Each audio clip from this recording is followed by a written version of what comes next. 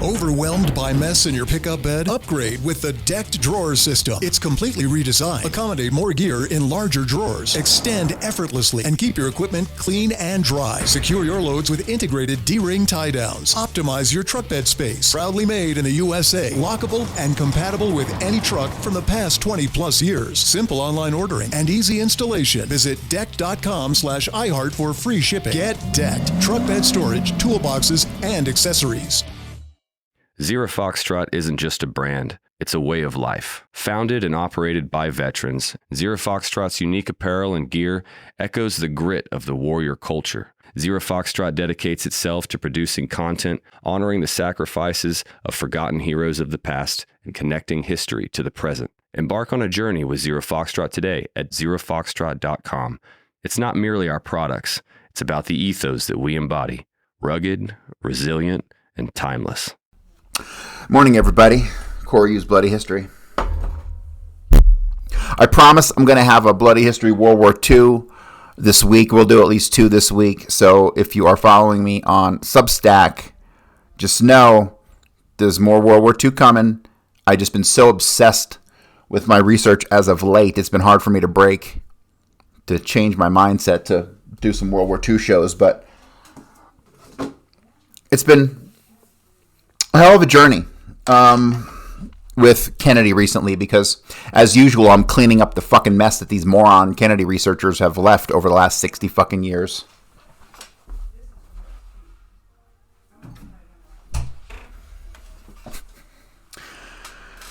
The notion that people couldn't figure out that fucking Marguerite Oswald worked in New York and not in Algiers, considering neither of those addresses in Algiers, Louisiana, could she ever possibly have fucking lived at, right? So, duh. Hello, you dumb motherfuckers. And I grew up in New York. When someone says to me, Broadway or Atlantic Avenue, guess what? That's motherfucking New York, ladies and gentlemen. It always has been.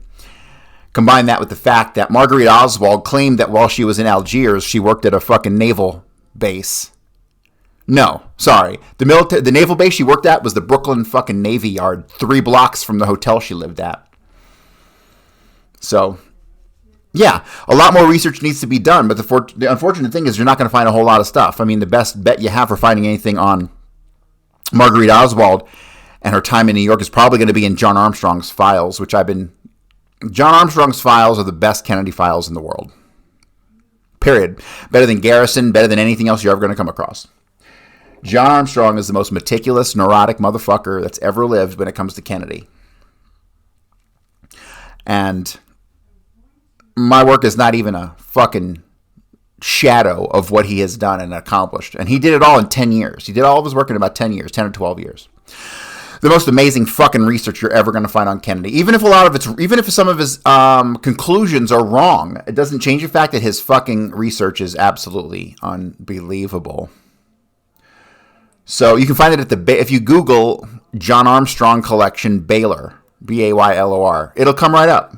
That's where you guys got over 100,000 pages of documents, some of the best shit you're ever going to find.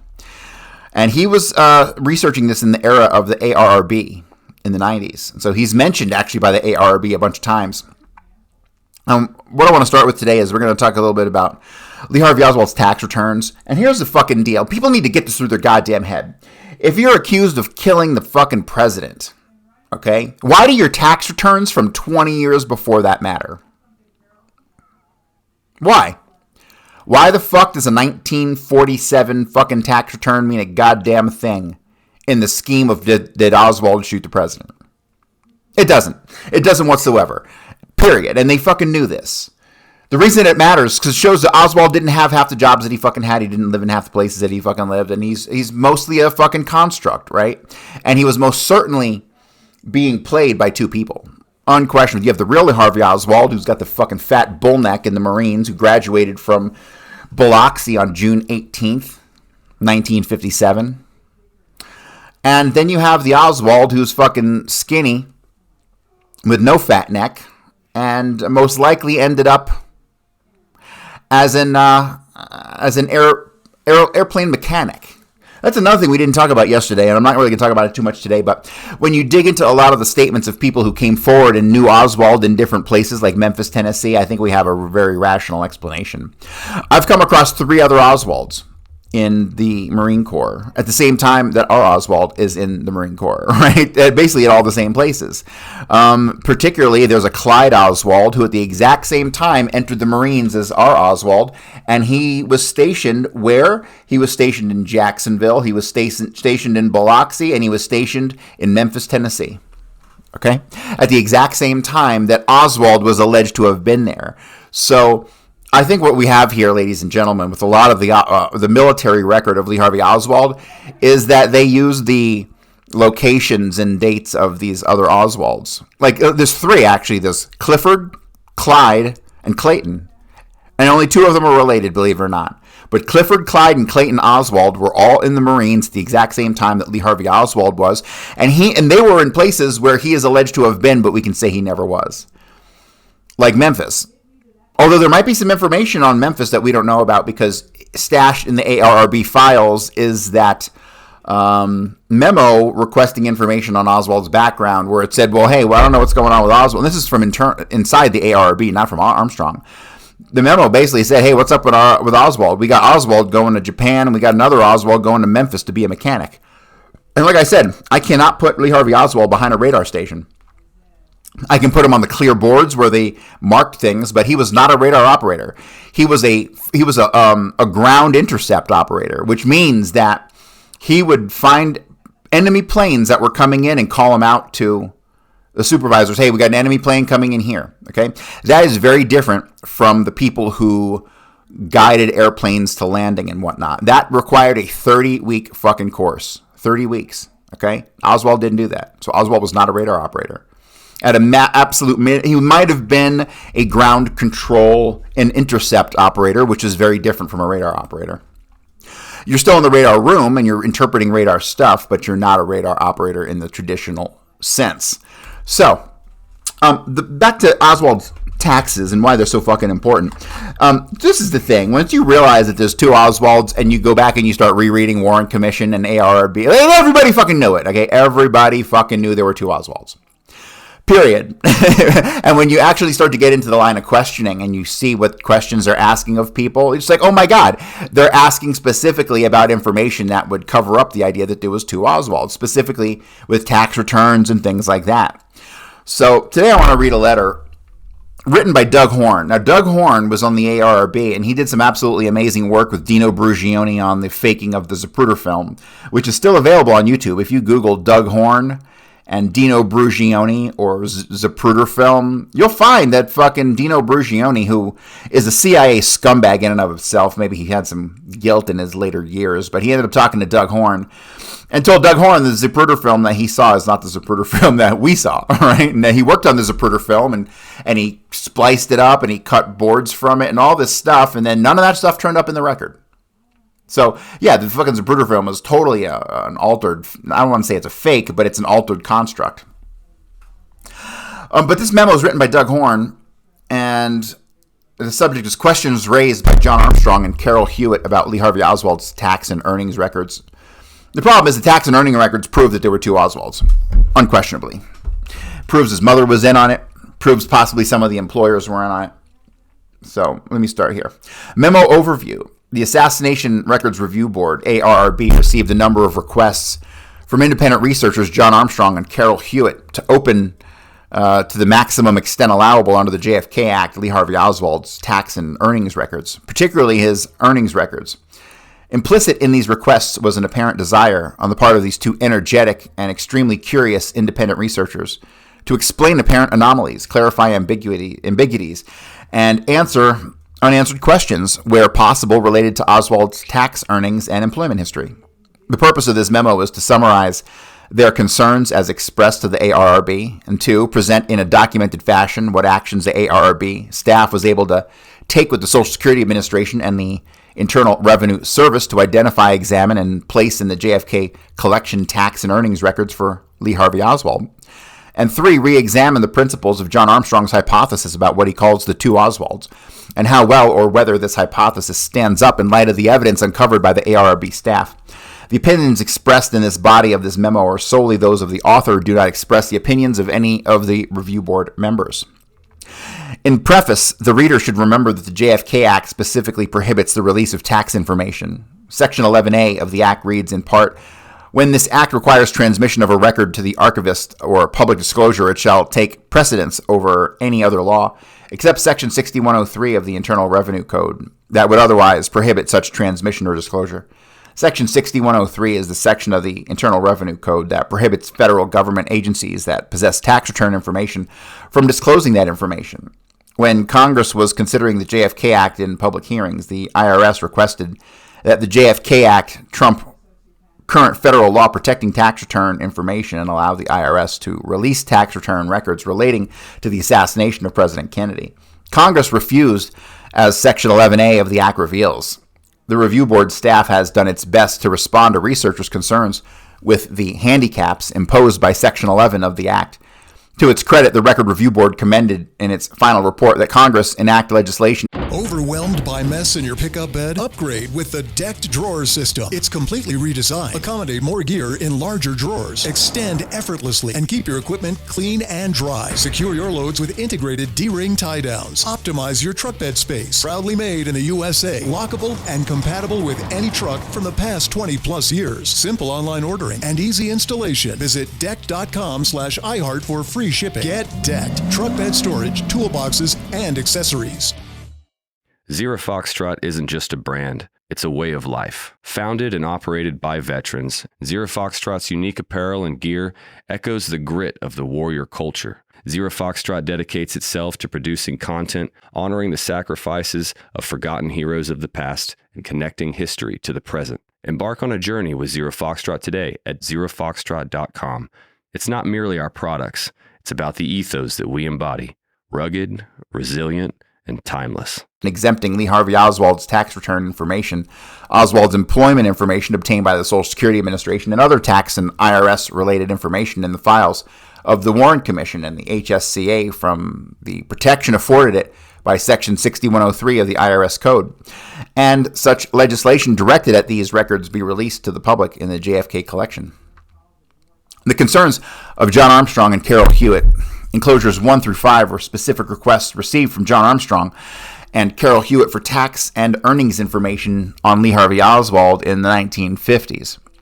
Enclosure 6 is a recent posting on the internet about John Armstrong's hypothesis, summarizing Armstrong and Hewitt are concerned that the government's records on Oswald pre-Marine Corps employment and wages may be bogus, falsified, or for the following reasons in combination, read sequentially. Enclosure 9, 2 pages from a very long list of evidence turned over to the Dallas Police Department to the FBI on November the 26th, contains 3 entries for items of evidence number 168, 169, and 175 that reference W-2 forms for Lee Oswald's withholding tax for the years 1955 and 1956. Mr. Armstrong is suspicious because when the microfilm taken on November 26 and 27, 63, by the local Dallas FBI, S.A. Howe, Special Agent Howe, H-O-W-E, good name, of the numerous items of evidence in the extensive multi-package list was developed by the Dallas Police Department. Items of evidence numbers 164 through 360 were found not to have been recorded on film. See Jesse Curry letter to Gordon Shanklin on December 3rd, 1963, an attachment to Enclosure 2. In his letter of December 3, 63, Chief Curry had to request that the FBI laboratory in Washington re-photograph these items of evidence. Because Mr. Armstrong, during the course of his research, believed he had discovered apparent discrepancies between Oswald's school and employment records at various times, and furthermore had collected eyewitness recollections that he claimed were at variance with Oswald's documented educational and employment history, he decided to look into the issue dates on the employer identification numbers found on the W-2 forms for Lee Harvey Oswald, re-photographed by the FBI in response to Chief Curry's letter of December 63. Enclosure 2 documents that in September 1995, 2 members of the public wrote and received replies from the IRS office in Memphis, Tennessee, regarding questions they had about the issue dates of 2 EINs, specifically one on Dolly Shoe Company, Lee Harvey Oswald W-2 withholding tax statement for 1955, and the EIN on Pfister Dental Labs, Lee Harvey Oswald's W-2 withholding tax statement for 1956. All right, let me pause right here for just 1 second. I actually have the fucking Dolly Shoe Company EIN paperwork, and guess when it was filed? January of 1955, which is seemingly perfect timing for a company that employed Oswald and his mother starting in January 1955. Kind of weird coincidence, huh? It kind of makes fucking Ed Pick's statement about working for Dolly Shoe Company in the late what year was it, 51 or 52? It makes you realize that John Pick lied about working for Dolly Shoe, because Dolly Shoe didn't have a fucking EIN until 1955. So John Pick working at Dolly Shoe Company is a complete fabrication. It didn't fucking happen. So how many other fabrications are there? Or how many other jobs didn't really exist? Hard to say. The two replies from the Memphis IRS office, both dated October 17, 1995, and documented in enclosure, indicate that EINs for both Dolly Shoe Company and Pfister Dental Lab were established in January of 1964. Oh, that can't be correct, because I actually have the documentation showing January of 55 for Dolly Shoe. So maybe it's all fake. Armstrong wondered how W-2 forms dated in the mid-50s and collected as evidence on November 26, 63 could be established in January 1964. To researcher John Armstrong, this was solid proof the FBI had created two bogus W-2 forms, forgeries, as part of a cover-up.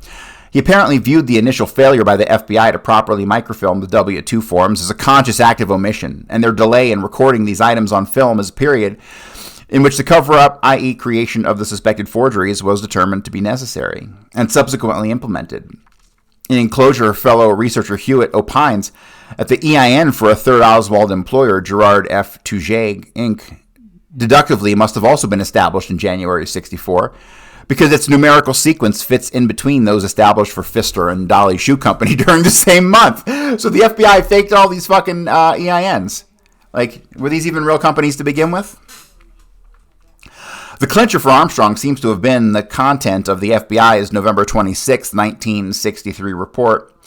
Of his November 23, 1963 interview of U.S. Air Force Airman Palmer McBride, a former work associate of accused assassin Lee Harvey Oswald at Pfister Dental Lab in New Orleans. The context for evaluating this report is Oswald's entry date in the Marine Corps, October 24, 1956, which is also concurrent with when he left New Orleans. The FBI report states in Enclosure 7 that McBride recalled associating with Oswald in late 57 and early 1958, at a time when Oswald is firmly documented to have been serving in the Marine Corps in California and Japan. To Armstrong, this Palmer McBride interview report, in corroboration with the Memphis IRS determinations that the EINs in two W-2 forms from 1955 and 56 were established in 1964, was conclusive proof that there were really two Oswalds, one in New Orleans in 57 and 58, and the other in the Marines in California and Japan at the same time. The author attended two lectures by Mr. Armstrong in 94 and 95, and is aware of the basic structure of his working hypothesis, which postulates that there were two Lee Harvey Oswalds and that the birth Oswald loaned his identity to a covert operative as part of that agent's legend, and that this false Oswald then joined the Marine Corps as cover for deception purposes, in preparation for a mission of false defection to the Soviet Union, while the birth Oswald remained in New Orleans working at Pfister Dental Lab with Palmer McBride. Actually, that's not the premise. He's got that mixed up. His contention was that the U.S. government, in order to cover up the embarrassing fact that President Kennedy's accused assassin had previously been a false defector to the USSR, in that guise an employee of the U.S. government intelligence community, with its endless possible implications and ramifications for the assassination, took action immediately after the assassination to both suppress the real W-2 forms for the birth Oswald and to modify those same W-2 forms for the birth Oswald by modifying the years on the forms to indicate the birth Oswald had been working at various establishments in 1955 and 56, vice 1957 and 58, so that there would be no conflict with the well-established documentary record of the covert or false Oswald in the Marine Corps in 57 and 58. Since the IRS reported in October 95 to Mr. Goodman and Mrs. Faircloth that the two respective EINs they were inquiring about were established in January 1964, Armstrong reviewed this information as a smoking gun, i.e., an exposure of the alleged FBI-orchestrated W-2 form forgeries in which the IRS had indirectly and unwittingly but accurately verified creation of new fraudulent W-2 forms by admitting in 1995 the date that a new EIN was assigned to each company in support of the government's alleged cover-up. Armstrong finds further support for this hypothesis in the apparent discrepancies found by he and researcher Jack White among the numerous photographs of Oswald in the historical record. That is, since they see numerous dissimilarities between pictures of Oswald taken at different times, they have concluded that some photos depict birth Oswald, and some depict covert operative, and some are composite photos of both men. Researchers Armstrong and Hewitt have requested a number of times that the review board obtain information on when EINs for Oswald's other two pre-Marine employers of record, the Tujade Company and J.R. Michael's Shoe Store, were issued, and information on Lee Harvey Oswald's recorded income by amount per quarter, per employer, and per year from the Social Security Administration. Just so you know, when Oswald was growing up, the Tujades were neighbors of his family for a very long time. A very long time. The Tujades probably knew Oswald's father as well. So, not Gerard Tujade, but other Tujades, but I'm sure they all know each other. How many Tujades do you think there are in fucking New Orleans? All right, so where did I leave off? Researchers Armstrong and Hewitt have requested a number of times that the review board obtain information on when the EINs for Oswald's other two pre-Marine employers of record, Tujade and J.R. Michael Store, were issued, and information on Lee Harvey Oswald's recorded income by amount per quarter, per employer, per year from the Social Security Administration. Presumably, their focus has been on obtaining Social Security Administration earning records because they were well aware of the prohibition of the JFK Act releasing tax information, i.e. tax returns for various years in question. Implicit in their repeated requests for Social Security Administration earnings records for Oswald is their assumption or perhaps hope that SSA earnings information is distinct and different from what the IRS considers tax information. Their requests have been focused on records, which has been appropriate given that requests for records were central to the scope and mandate of the JFK Records Act. What was problematic to the review board staff was to what extent the IRS Code 6103 exemption in Section 11 of the JFK Act. Overwhelmed by mess in your pickup bed? Upgrade with the decked drawer system. It's completely redesigned. Accommodate more gear in larger drawers. Extend effortlessly and keep your equipment clean and dry. Secure your loads with integrated D-ring tie-downs. Optimize your truck bed space. Proudly made in the USA. Lockable and compatible with any truck from the past 20 plus years. Simple online ordering and easy installation. Visit decked.com/iHeart for free shipping. Get decked. Truck bed storage, toolboxes, and accessories. Zero Foxtrot isn't just a brand, it's a way of life. Founded and operated by veterans, Zero Foxtrot's unique apparel and gear echoes the grit of the warrior culture. Zero Foxtrot dedicates itself to producing content, honoring the sacrifices of forgotten heroes of the past, and connecting history to the present. Embark on a journey with Zero Foxtrot today at zerofoxtrot.com. It's not merely our products, it's about the ethos that we embody. Rugged, resilient, and timeless. Would prohibit us from responding to their requests for documents. Actions taken by the ARRB staff to obtain tax information, tax returns and EIN issue dates, and employment and earnings records for Lee Harvey Oswald. The review board staff concluded its business with the Social Security Administration in 1997 and concluded its business with the IRS in 1998. Although its initial progress with these agencies was slow, ultimately the ARRB received very good cooperation and was extremely successful in stimulating the SSA and IRS to conduct thorough searches, locate assassination records, create identification aids, and place them in the JFK collection at NORA. Most of these records are sealed in accordance with Section 11 of the JFK Act unless Congress amends Section 6103 of the IRS Code, but many of the records located by the IRS and SSA and subsequently deposited in the JFK collection as assassination records are directly responsive to the requests of researchers Armstrong and Hewitt. If Congress will act in accordance with the Review Board's recommendation in its final report to modify 26 U.S.C. 6103, then Armstrong, Hewitt, and other researchers interested in Oswald's tax information and employment history will be able to see the source documentation they have so ardently requested access to. Meanwhile, much more of the summary information contained in those withheld sources documents is now open than the author believed possible, until only a short time ago, as will be explained below. Listed below is a chronology of actions taken by the Review Board staff with the SSA and IRS in direct response to Armstrong and Hewitt concerns expressed in enclosures 1 through 5 and the responses received from these two agencies. whenever appropriate in the opinion of the author, pertinent inquiries made by the ARRB, responses received, and even ARRB staff research products are appended to this memo are as enclosures so that the reader may evaluate them independently. Where sanitization has been required by Section 11 of the JFK Act, the reader will see redactions. All redactions in the enclosures to this memo are tax information that has been withheld in order to avoid violating Section 6103 of the IRS Code. Unredacted versions of the redacted enclosures have been placed in the custody of Mr. Stephen Tilley, JFK liaison official at NARA, for safekeeping until such time as 26 U.S.C. 6103 may be amended to permit their full release. Chronology and remarks. May 31st, 96, the ARRB's Executive Director David Marwell sends a letter, Enclosure 10, to Marina Oswald Porter requesting that she execute and submit to the IRS a pre-prepared waiver that would allow the release of all of Lee Harvey Oswald's tax information to the JFK collection. It was thought that receipt of annual tax returns would substantially address which years Oswald earned money and where and for what employer, which was a major concern of some researchers. September 9, 96.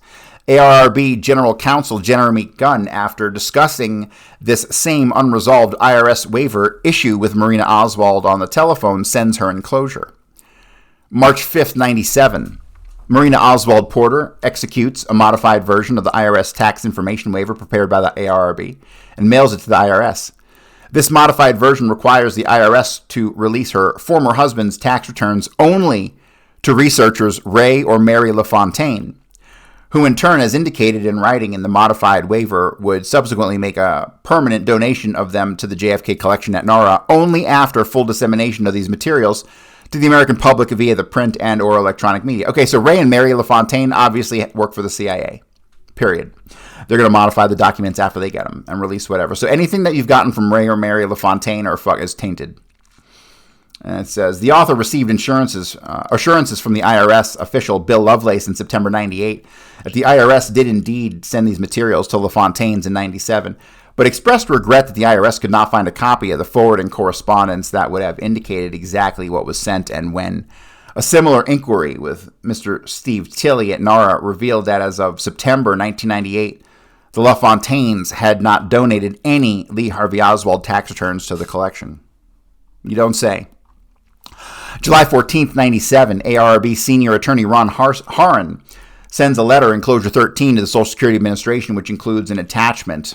A, Warren Commission documents 353 and 353A. That's another thing. A comprehensive database of, quote, Warren Commission documents is not available.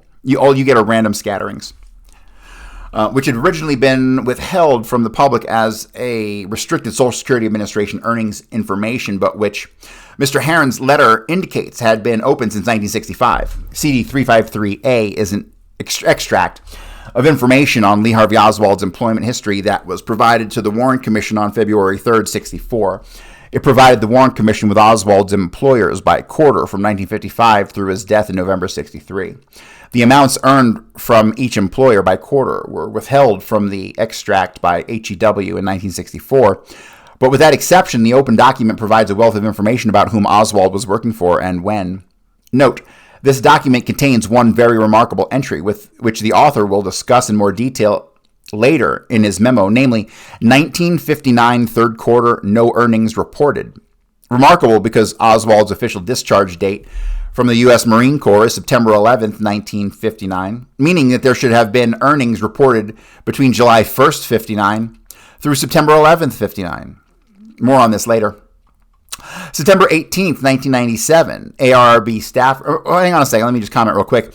This, where it says that Oswald didn't have any earnings in the fourth quarter of 59, this probably somehow relates to the use of the October 18th or October 19th birth date, right? So, because that was done on purpose too. September 18th, 1997, ARRB staffers Ron Haran and Doug Horn visit the Social Security Administration in Baltimore in order to examine all earnings information that the SSA had assembled at the review board's request. The primary focus is on Lee Harvey Oswald, although there was much Ruby material also. We were allowed access to all the SSA earnings records on Lee Harvey Oswald and were allowed to take notes, but were severely cautioned that the IRS considered the SSA's earnings and tax records information Accordingly, we were warned against releasing any information we obtained solely from SSA, Vice, and outside source. To release information obtained only from SSA and not independently from some other source, we were reminded, would constitute a violation of Section 6103 of the IRS Code and would be a felony. The author took scrupulous notes and created the research product represented by Enclosure 14. The tax information, that is, earnings data in Enclosure 14, that is not also available from other sources, is presently redacted, as required by the JFK Act. During this meeting in Baltimore, the SSA agreed to sequester, for perpetuity, all of the earnings records for Lee Harvey Oswald and Jack Ruby that the agency had gathered at the Record Review Board staff's request. So basically what they said was they gathered all the stuff, they gave it to Doug Horn, and then they realized, holy shit, we shouldn't be doing this, and they sequestered it all, meaning they put it aside forever.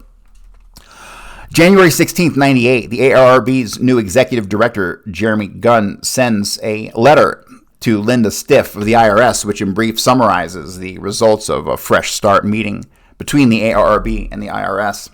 March 12th, 1998, the ARRB staff sends a critical letter enclosure to the IRS that defines the minimum search criteria acceptable to the review board in order for the IRS to demonstrate compliance with the JFK Act. Paragraphs 1 and 5 would constitute those of most interest to researchers Armstrong and Hewitt. April 30th, 1998, Linda Stiff of the IRS signs out a letter enclosure 17 to the ARRB that forwards a 21-page IRS legal opinion on the substantive issues raised by the ARRB. The document becomes the guiding template for all future IRS responses to the ARRB requests during the remainder of the ARRB's tenure. May 21st, 1998, IRS official Thomas Marusin, MAR, USIN, forwards a letter, enclosure 19, to the ARRB stating that IRS review of Warren Commission materials made available by Steve Tilley of NARA has been completed. September 18th, 1998, the author, acting upon a tip from IRS official Eileen Summerlin, examines HSCA record number 180-10110-10130. Okay, Diana or Tony, if one of you guys will find this record, I'd greatly appreciate it. It's HSCA record number 180-10110-10130. So let me continue. For the second time since being given the overall ARRB staff responsibility for IRS SSA issues in August of 98. This document is the original letter, not a copy, dated 19th of December 1978 from Howard T. Martin of the IRS to Mr. G. Robert Blakey, General Counsel and Director of the HSCA staff. It is found in the HSCA Security Classified Files, Box 5, Folder JFK 164, maintained by NARA at the Legislative Archives in the old Archives building on National Mall, not at Archives 2 in College Park, Maryland. Attached to the letter are photocopies of 4 Lee Harvey Oswald tax returns that were provided to the HSCA for study. The letter states that the originals of these returns are held by the National Archives. Our assumption at the ARRB has always been that records in the HSCA security classified files were not open. As a result, knowing that this file contained Oswald's tax returns that had been released to the HSCA in 1978 with the permission of Marina Oswald, and knowing that the LaFontaines were presumably sitting on the same returns, enclosure 12, I asked the IRS what could be done to release this document. In reply, the IRS official Eileen Summerlin told me to check carefully to see whether the HSCA had released the documents to a third party. If so, she said, then it was of no concern to the IRS what the third party did with the records that had been released to them. In addition, when I had asked the IRS official, Bill Lovelace, about the same problem, he said in this letter and its contents would be released by the HSCA, unfortunately now defunct, or by the entire entity now holding the record. To the author's great surprise, when he re-examined HSCA record number 180-10110-10130 on September 18, 1998, he discovered that both the letter and all of its enclosures had been open in full since August 16, 1993. This was a very fortunate observation, for it means that the research community no longer has to depend on the LaFontaines to release the JFK collection, what they obtained from the IRS in 1997. Okay, if somebody out there wants to find a posted collection from the LaFontaines, I would love to get access to that, despite the fact they are obviously some fucking spooks. The author asked Eileen Summerlin in August of 14th of 1998 whether a tax waiver signed by Marina if the ARRB could persuade her to reconsider, would allow for the release of Social Security information, such as the 941A quarterly earnings report from employers that list how much each individual earned by quarter on the SS4 forms that are requests for EINs, and reveal EINs assigned by the IRS and date granted, in addition to straight tax returns per se. She said no, even though the IRS did consider the contents of SS4S and 941 as to be tax information. They could not be released unless the employer signed a waiver. Thus, the current owner of Pfister's Dental Lab would have to request the appropriate waiver in order for Pfister's 941 and SS4S to be released, not Marina Oswald. Note, the four enclosures to the HSCA dated December 19, 1978, all now open, in full, are labeled as Warren Commission Document 90A. You got that? Warren Commission Document 90A. Lee Harvey Oswald's tax returns for 56, 58, 59, and 62. Warren Commission document, why aren't they looking for 57? Why are they not looking for 57? Warren Commission document 425, a summary of LHO earnings for the years 56, 58, 59, and 62. And Warren Commission document 101A, Lee Harvey Oswald wages per annum per employer for the years of 1956, 58, 59, and 62. The reader will note that in its December 19, 1978 letter to Blakey, the IRS states that the originals of these four Lee Harvey Oswald tax returns remain in the custody of the National Archives. The author visited Archives 2 on September 18, 1998, and asked to see these old four Warren Commission documents from Record Group 272. They are all very old, faded photocopies. None are originals. Steve Tilley does not recall ever seeing an original tax return for Lee Harvey Oswald. Incidentally, the Warren Commission versions of these returns are individually RIF'd, with different record numbers from the HSCA versions, and each RIF states the documents are referred. To obtain copies, a researcher would have to access the HSCA classified files, record number 180, 101, 101, or 10130, or this memo.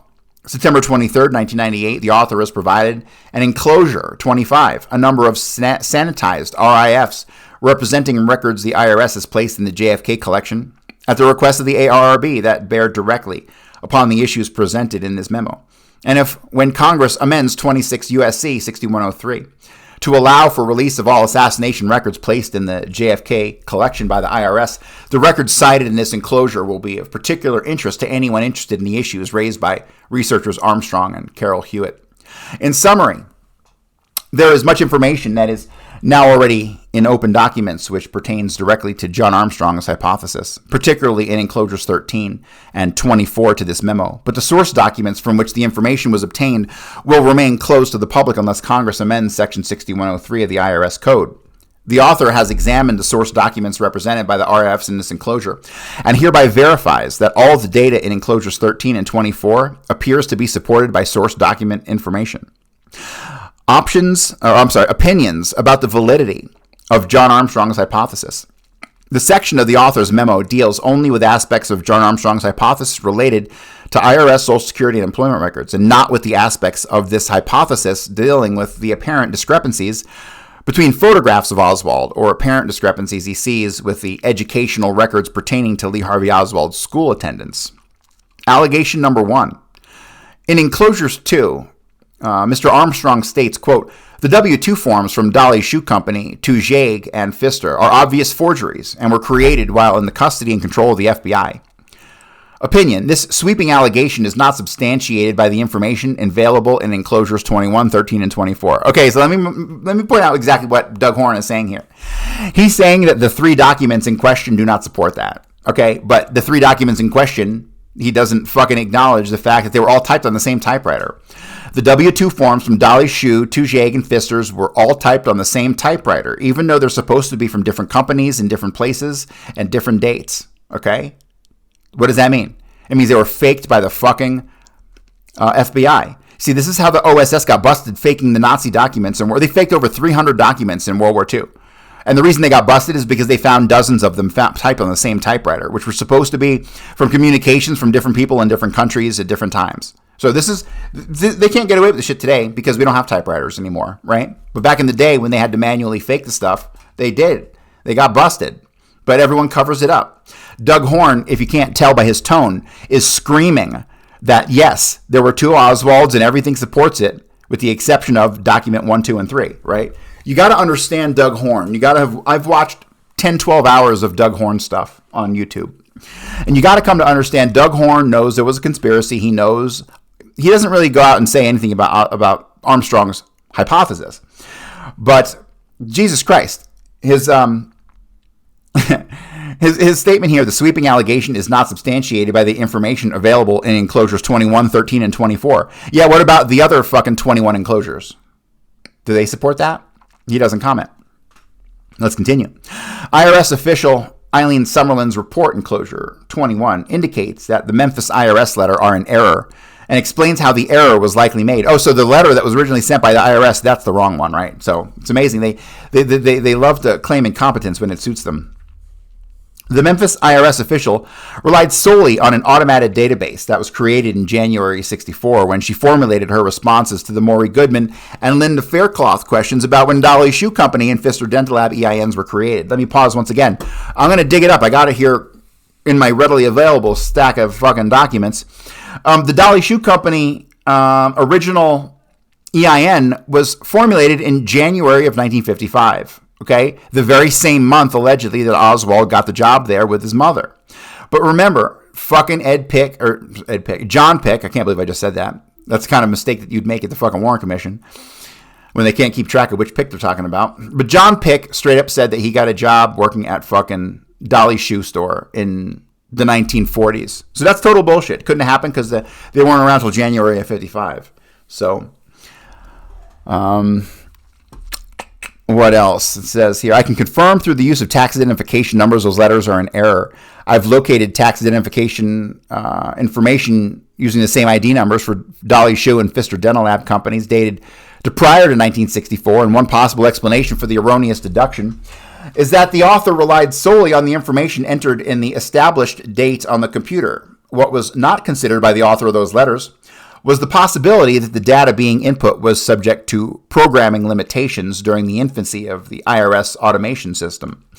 Regardless of how reasonable or well-intended the letters were, they presented an incorrect position. Document A to Enclosure 13, Commission Document Number 353A, provides information on which employers Oswald worked for, and when by quarter and year that directly refutes Armstrong's bold assertion that W-2 forms are obvious forgeries. Well, they are obvious forgeries because they were typed in the same typewriter. That was done by a forensic analysis that John Armstrong paid for. There's no denying that. And when you go back and you look at those fucking documents, it's clear they're typed on the same typewriter. You just look at them. Look at the fucking letters. Total fucking forgeries. Remember, they forged over 250 documents in the 3 days that they had all the fucking evidence. Overwhelmed by mess in your pickup bed? Upgrade with the decked drawer system. It's completely redesigned. Accommodate more gear in larger drawers. Extend effortlessly and keep your equipment clean and dry. Secure your loads with integrated D-ring tie-downs. Optimize your truck bed space. Proudly made in the USA. Lockable and compatible with any truck from the past 20 plus years. Simple online ordering and easy installation. Visit decked.com/iHeart for free shipping. Get decked. Truck bed storage, toolboxes, and accessories. Zero Foxtrot isn't just a brand, it's a way of life. Founded and operated by veterans, Zero Foxtrot's unique apparel and gear echoes the grit of the warrior culture. Zero Foxtrot dedicates itself to producing content, honoring the sacrifices of forgotten heroes of the past, and connecting history to the present. Embark on a journey with Zero Foxtrot today at zerofoxtrot.com. It's not merely our products, it's about the ethos that we embody. Rugged, resilient, and timeless. Let me continue. If CD number 353A is not a forgery, and it's based on valid source information, then Armstrong's hypothesis about the W-2 forms being forgeries is incorrect. The author can attest to having seen tax information that directly supports CD number 353A. Each researcher interested in pursuing this matter may examine those source documents if and when Section 6103 of the IRS Code is amended, and judge for himself whether he/she believes the source documents are authentic and genuine. Okay, let me point something out to you people.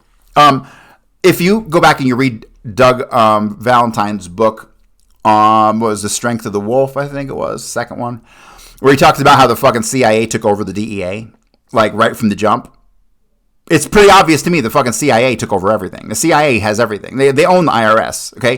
If you have a fucking guy who's doing covert ops for the CIA and he's supposed to be like fucking dealing with Al-Qaeda for 3 years as an undercover operative, do you think he's getting tax records that are classified that say the fucking CIA is paying him? They're going to be in a covert file, right? So the fucking idea that the IRS doesn't have a direct relationship with all of these organizations that do covert operations and have a specific classified covert operative section of the IRS. If you don't think so, you don't know what the fuck you're talking about. This is fucking spy shit 101. You have to maintain the fucking logistics of running a spy operation, and that includes payroll records. And obviously, they're not going to be fucking even acknowledged by the IRS that they exist. The IRS today probably will not even acknowledge to you that they have a fucking covert section that deals with covert operatives. But in logical terms, they absolutely have to. So, to me, the idea that the IRS is not going to fucking lie is bullshit. They're going to do what the CIA tells them to do. All right. Furthermore, in Enclosure 24, Warren Commission documents 90A and 101A are consistent with and supportive of the authenticity of W-2s that show Oswald was employed at Pfister's, Touget's, and J.R. Michaels in 1956. If the 1956 Oswald tax return in CD90 is authentic, and if the employment and earnings data in CD101A is authentic, then Armstrong's hypothesis about these 3 W-2s being forgeries is incorrect. The only known pre-Marine Corps employer not covered in CD101A is the Dolly Shoe Company. CD101A seems to have been constructed around the 4 years for which the IRS could not find tax returns. The most important ones. The most important tax returns they say they couldn't find. Ridiculous. Additionally, IRS official Eileen Summerlin states in Enclosure 21 that we located no indication that the employers listed ever used more than one ID number. Even if there had been such evidence found by the IRS, it is a logical fallacy to equate a change in EIN with the forgery of a W-2 form. I'll agree with that. Armstrong never has provided any hard evidence of the forgery of W-2 forms. The only hard documentation he ever had on which to build his hypothesis was a mysterious issuance of EINs in 1964 for employers who issued W-2 forms in 55 and 56, which has now been explained by the IRS as a result of automation, i.e. entering the original EIN number previously issued to several employers in an automated database in January of 64, thus creating the false appearance of a different established date. The established date for the EINs in question accessed by the Memphis IRS office were almost certainly the dates established in the automated databank, not the dates those numbers were originally assigned. Notice he doesn't ever point out the date that the EIN was initially assigned, because that would fuck the whole story too. Issuing an EIN for fucking Dolly Shoe in January of 1955 totally debunks John Pick's statements about working there in the late 40s. So, until or unless Mr. Armstrong or anyone else comes up with both an earlier version and a later version of the same W-2 form, or a W-2 form that does not correspond with the totals of all the employers' Forms 94-1A submitted to the Social Security Administration for a particular year, then that individual has no proof that a W-2 form was forged, much less proof of who performed the forgery. Mr. Armstrong did encounter a perplexing mystery based upon the 2 Memphis IRS letters, but examination of tax information has now verified that the EINs in question were all created prior to 64, and in fact prior to Oswald's employment at those businesses. Barely. Once Section 6103 of the IRS Code is amended, he will be able to examine that tax information himself. All those documents have been placed in the JFK collection. Allegation number 2. In enclosure number 4, Armstrong states Lee Oswald's employment history before his entry into the U.S. Marine Corps in 1956 is in doubt. The time periods he worked for these companies is unknown. Opinion. This is an overstatement based on the enclosures 13 and 24. We do know where Oswald worked, at least by quarter, if not precise dates. Furthermore, it's dangerous to rely upon the memories of one individual, Palmer McBride, as proof that Oswald worked for Pfister Dental Lab in 57 and 58. Why? Because another individual from New Orleans, Mr. William E. Wolfe, states in his Warren Commission testimony that McBride introduced Oswald to him in September and August of 55. But see, none of that's possible. And when you go into the detailed statements of Mr. William Wolfe, you come to understand why.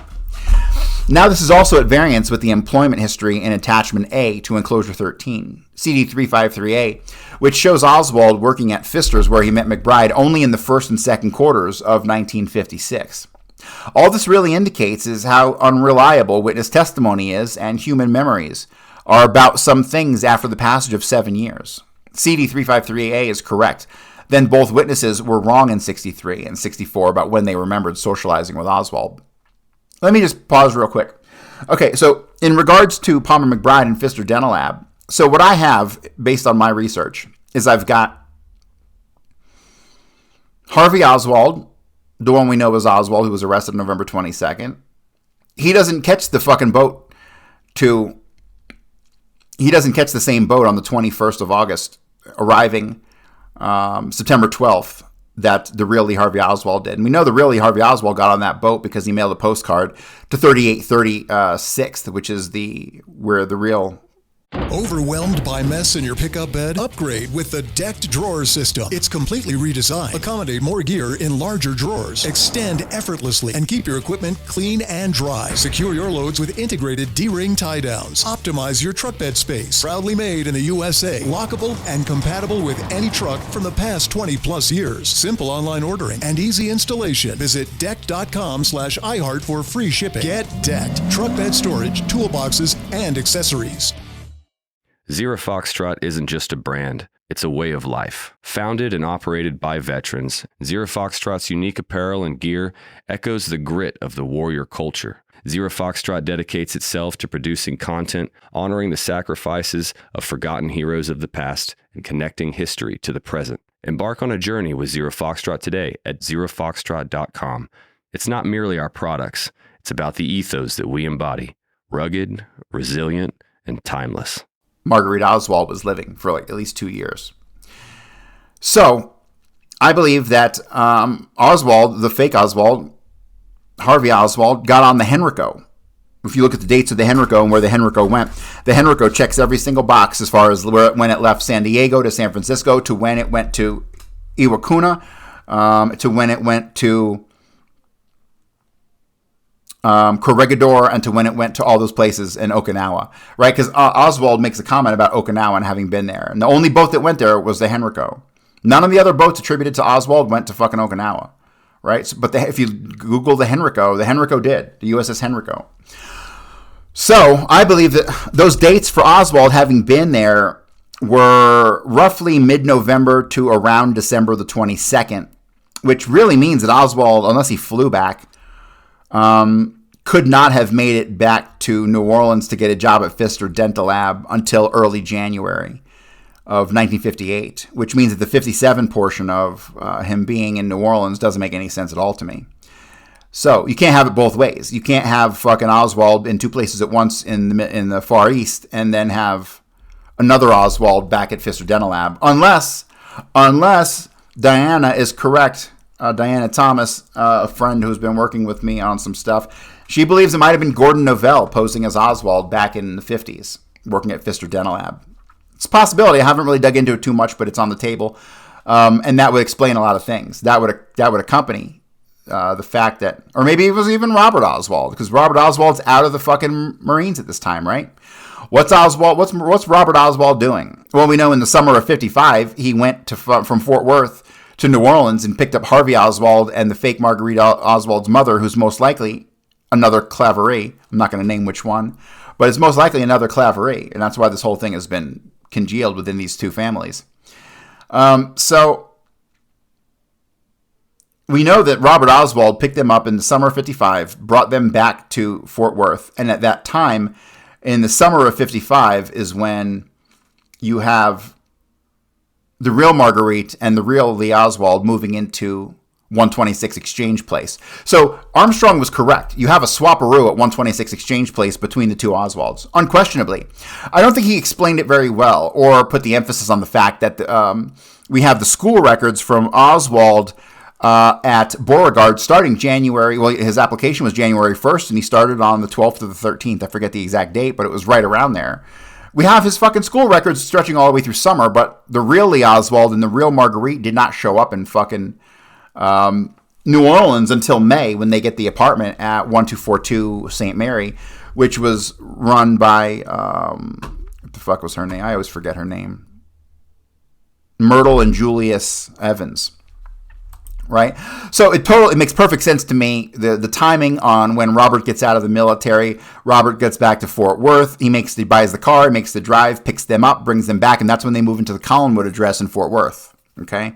While you still have them living at the 126 Exchange Place address. After 126 Exchange Place, let me see, where do they go after that? Then you have her going back to, you have the real Marguerite going back to Fort Worth and living at the 3830 address. So, yeah, so Armstrong's work on that completely makes sense to me. I don't think he explained it very well. He didn't put the emphasis on the fact that the real Oswald and the real Marguerite are missing until May of 1954, right? That's a problem. That's a big fucking problem. But it gets brushed over so often. All right, let me continue. Allegation number 3. In enclosure number 4, Mr. Armstrong states, I have reason to believe Social Security records relating to the above-named companies, Dolly Shoe, Tujag's, Pfister Dental Lab, also reflect the same federal tax identification numbers, the ones created in January of 64. If my information is correct, this would mean that not only the W-2 forms relating to Oswald's employment in 56-58 had been altered, but that the employer tax identification numbers relating to Social Security records for these companies had also been changed. If you don't think that the fucking CIA can alter tax records, you're crazy. Opinion. In Enclosure 21, IRS official Eileen Summerlin states that the EIN numbers given to your chart were verified. In addition, the author has also viewed tax information from the SSA that verifies their earning records do indeed match the EINs on the extant W-2 forms. Mr. Armstrong and any others who are interested in seeing those source documents need only encourage Congress to amend Section 6103 of the IRS Code to allow for release of all RIF assassination records in the JFK collection. Whether an individual chooses to believe that certain source documents are authentic or forged is a personal judgment based on what he or she considers to be the most persuasive evidence.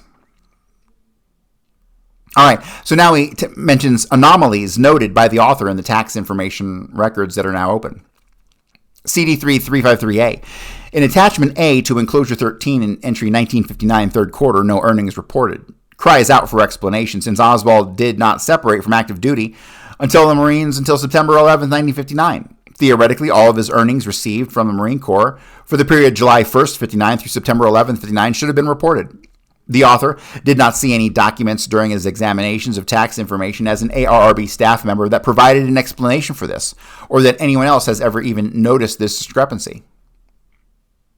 CD 101A. In Enclosure 24, Deputy Commissioner of the IRS, Bertrand Harding, wrote to the Treasury General Counsel, Mr. G. Dendelot Bellin, we have not located a 1957 return for Oswald. He's known to have served in the Marine Corps during that year. The author did cite Social Security tax information indicating Lee Harvey Oswald served in the Marine Corps during the entire year of 1957, so it is unclear whether the inability of the IRS to find a return for that year is significant or not. Of course it's fucking significant. Duh. CD90 in Enclosure 24, it's readily seen that Oswald's mother, Marguerite, signed a signature block on his 1959 1040A tax return on his behalf following his defection to the USSR, and then submitted the return on March 22, 1960. Although at first perusal, the author believed that the printing of the front of the 1040A card was Oswald's, upon further examination it appears to be more consistent with Marguerite's printing. This would be consistent with her signing the card. Closing remarks. No one tasked me to write this memo. When responsibility for IRS and Social Security issues was passed to me in late Review Board's tenure in August of 98, I was told I could do whatever I wanted with the project. Since many actions were already in progress, I thought it prudent to address the long-standing and so far unanswered concerns of researchers John Armstrong and Carol Hewitt to the extent that it was possible.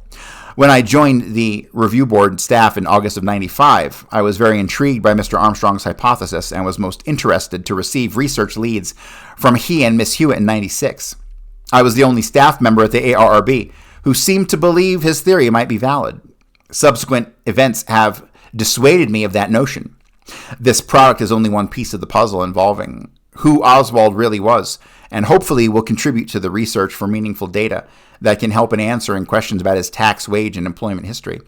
It is not the last word, but perhaps it has moved the debate forward to a new plane. Quote, let the peer review begin.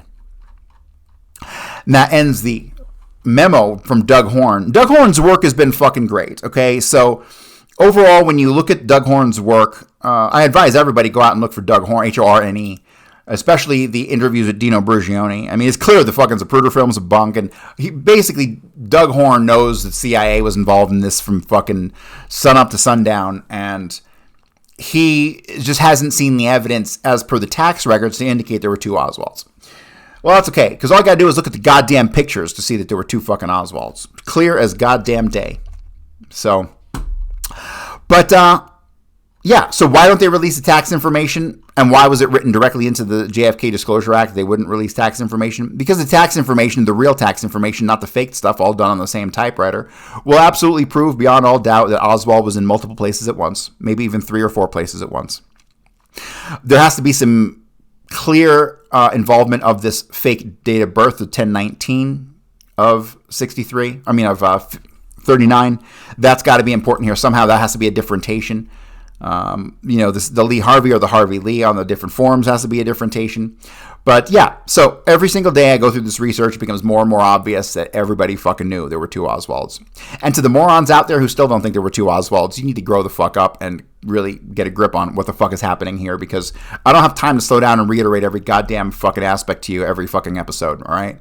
So get with the fucking program, come to grips with the fact that the CIA does this shit. Hell, research the Landsbergs if you don't fucking believe me. And then we'll be back tomorrow with more. So thanks, everybody. You ever get the feeling the city walls closing in, the concrete jungle suffocating your soul? You crave wide open spaces, the chance to connect with nature, maybe chase some elk, fish a private stream. Well, listen up. There's a whole world out there, and finding your own piece of it just got easier. Head over to land.com. They've got ranches, forest, mountains, you name it. Search by acreage, location, the kind of hunting or fishing you dream of. Land.com. It's where the adventure begins. Overwhelmed by mess in your pickup bed? Upgrade with the decked drawer system. It's completely redesigned. Accommodate more gear in larger drawers. Extend effortlessly and keep your equipment clean and dry. Secure your loads with integrated D-ring tie-downs. Optimize your truck bed space. Proudly made in the USA. Lockable and compatible with any truck from the past 20 plus years. Simple online ordering and easy installation. Visit deck.com/iHeart for free shipping. Get decked. Truck bed storage, toolboxes, and accessories.